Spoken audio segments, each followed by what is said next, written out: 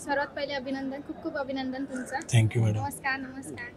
तुमचं नाव काय? माझं नाव धनराज तानाजी काळे. मी सोलापूरमधून आलो. आई वडील काय करतात?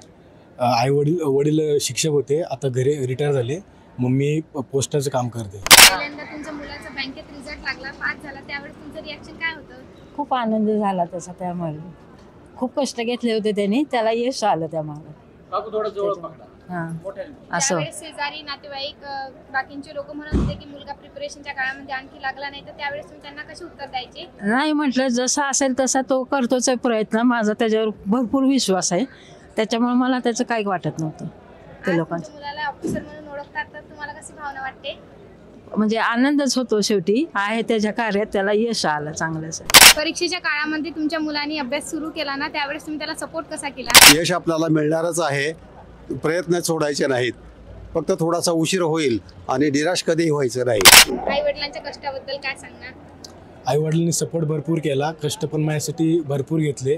सतत म्हणायची एक नाही परीक्षा निघाली तर दुसरी निघेल, कुठली तर होईल, फक्त प्रयत्न सोडू नको असे बोलले. मग त्यांनी चांगला मला सपोर्ट केला घरच्यांनी.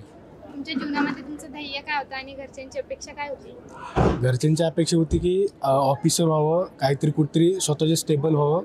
तर मी बँकिंग करिअर चूज करून शुभम सरांना फॉलो केलं आणि मग ते फॉलो करून मग शुभम सरांच्या गायडन्स थ्रू ते मला यश लवकरात लवकर भेटलं. मुलांचा सन्मान प्रत्येक जण करतो, आज शुभम सर अकॅडमीमध्ये तुमचा दोघांचा सन्मान होत आहे, तर त्याबद्दल काय बोलणार? खूप म्हणजे असं हे चांगलं म्हणजे यश आलं, त्याचं कौतुक झालं, त्यात समाधान मी मानते. असं होऊन जातं. तुमचा सन्मान होणार आहे, त्याबद्दल काय बोलणार आहे?